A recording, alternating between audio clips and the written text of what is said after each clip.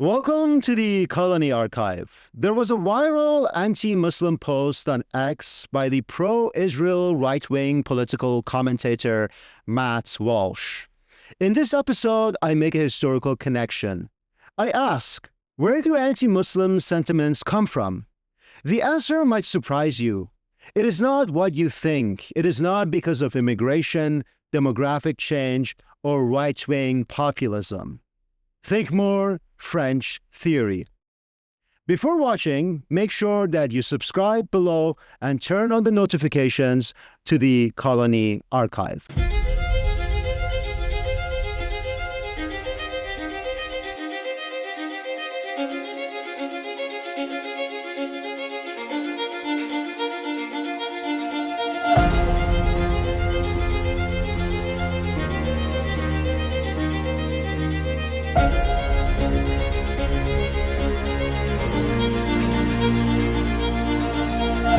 Matt Walsh was grieved by the fact that the city of Dearborn, Michigan, where the majority of the population is Muslim, also has a large demographic of elected officials who are Muslims.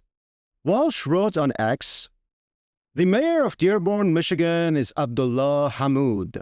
And then he went on to list and name more Muslim elected officials in Dearborn. And after that, he raised a question.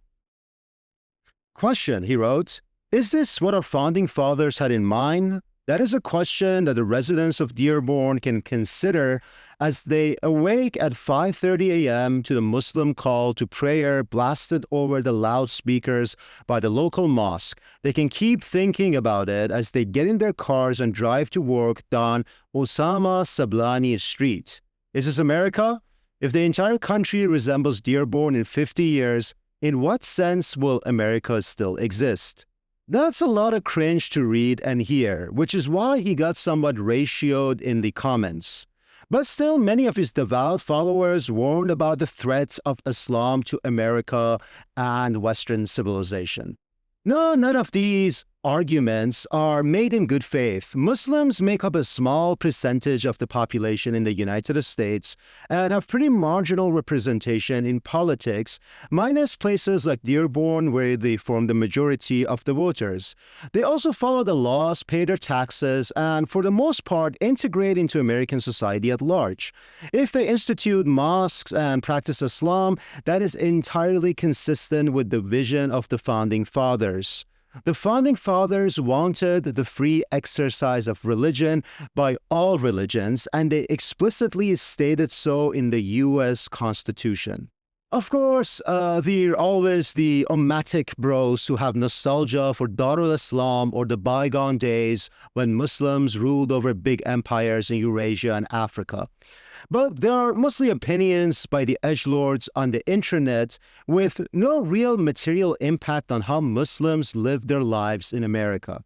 I should make one admission here, though. Walsh might have a justifiable concern about jihadist groups with their fantasies of reviving an Islamic empire or committing terror attacks around the world, including in the USA.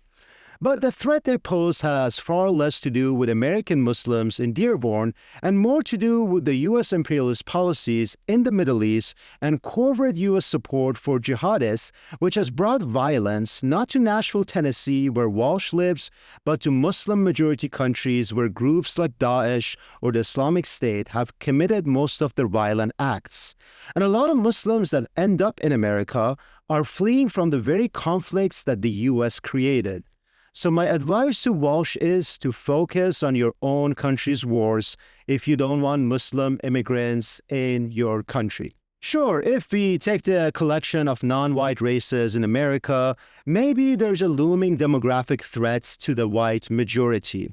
But Muslims by themselves aren't a demographic, cultural, or political threat to America.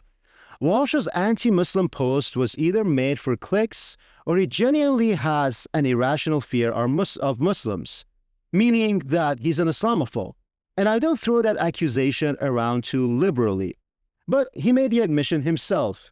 He really has a big fear of an entire group of people without providing rational evidence for why he's so scared. Now, as we always do on this channel, let's look into some history. Because Walsh's fear has a much longer history behind it. It comes from somewhere, and that somewhere is modern Europe. More specifically, it comes from the discourse of European Orientalists, how they wrote and thought about Islam and Muslims in the 19th century when their colonial empires had gained a lot of power and control over the lives of Muslims. Orientalists said so many terrible things about Islam and Muslims. I don't want to bore you with all the data. But this week I taught about one of them to my class, and his name was Ernest Renan. What he wrote is quite telling of the origins of modern Islamophobia that came to influence Western thinking and popular attitudes to this day. Ernest Renan was a French scholar and Orientalist who believed in the racial superiority of the white race and the civilizational superiority of Europe. He delivered a lecture at Sorbonne University in March of 1883 by the name of Islam and Science. In it, he argued that Islam was inherently and essentially an irrational religion. And not just Islam, Arabs too were just too dumb to be thinkers and philosophers. So Islam and Arabs stifled or prohibited free thinking wherever they went. Let me quote you some of the cringe. He said with a lot of confidence, "Anyone with even the slightest education in matters of our time sees clearly the current inferiority of Muslim countries, the decadence of states governed by Islam, the intellectual sterility of races that derive their culture and education from that religion alone. All who have been to the Orient or to Africa are struck by what is the inevitably narrow-mindedness of a true believer, of that kind of iron ring around his head, making it absolutely closed to science, incapable of learning anything, or of opening itself up to any new idea." Renan did admit that there were many scientists and philosophers living in Islamic lands for centuries, but he claimed that racially all of them were non-Arabs. So Ibn Rushd, for him, the 12th century polymath that lived in Al-Andalus, present-day Spain, was not an Arab in any shape or form. Despite the fact that Ibn Rushd may have had Arab blood, had an Arabic name, and wrote in Arabic. For Renan, Ibn Rushd was a Spaniard. And science flourishing in Islamic lands did not mean that Islam and science could add up somehow. The science was Greco-Sassanid, Renan wrote, and this science had just been mislocated in Islamic lands for some time. So the centuries of scientific development in Arabic and Islamic lands was mere appearance. The reality was that non-Arabs developed the science and Islam tried to stop it. There was a grain of truth in what Renan wrote. Many Muslim scholars were of a non-Arab and notably Persian origins. Some Muslim rulers did crack down on some scholars, and some Muslim scholars opposed the scientists and the science that were too rational and Greek in origin. But Renan weaved together some bits of historical reality into a false and totalizing story about how Islam was just so inherently opposed to any and all sorts of rational thinking. This story was part of his larger hate narrative. He viewed Muslims as inferior, although not entirely, beyond redemption if they fully assimilated into European civilization. Matt Walsh would probably agree. Dearborn Muslims would probably be okay if they dished Islam, went to rodeos every weekend, drank lots and lots of beer, and listened to his podcast religiously. So we see how old school Orientalism and Matt Walsh resemble each other. They think that you are a human being if you become just like us. Ironically, it was Renan who was irrational because he hated Islam with no real rational basis as to why, beyond his half-assed arguments that an abstraction called Islam just doesn't get along with another abstraction called science. And he shared this irrationality with his distant successor, Matt Walsh. We see a continuation. Renan, recognized as a proper scholar and intellectual in his time, wrote Islamophobically, wrapped in the sophistication of academic prose. Some 150 years later, Matt Walsh, a pseudo-intellectual, makes an Islamophobic post on Elon's platform. These guys claim that Muslims never change, but it seems that they are doing a lot of projecting. The Western man hasn't changed from 1883 to 2025. But there's also a big difference between Renan and Walsh. Renan wrote in 1883 at a time of high European colonialism, so he cared less about being replaced by Muslims and more about how Islam was just so unlike superior French culture and also so unlikable. Walsh, on the other hand, is posting at a time of Western imperial decline, so the anxiety of fall is being fed into his fantasy of Muslims replacing the white Christian culture in America. Renan is a distant historical precedent for Walsh's way of thinking. But there's more recent history too. I remember the 2000s very clearly. This was after the September 11 attacks. There were so many events, talks, edited books, conferences on whether Islam is compatible with big abstractions like Western civilization, modernity, democracy, moderation, and so on.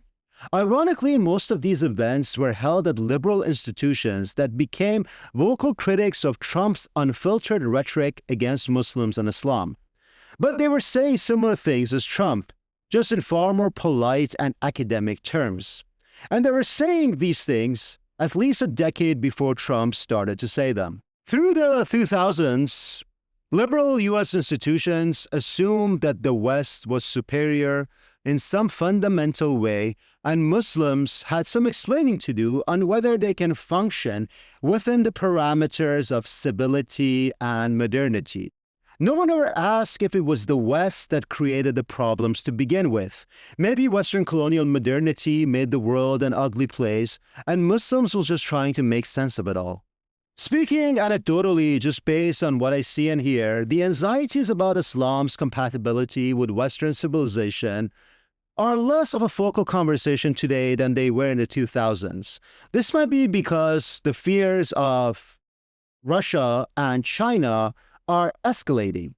But mainstream Western institutions such as the Oxford Union still hold poorly framed debates on whether Islam is compatible with all the good things that we love and cherish.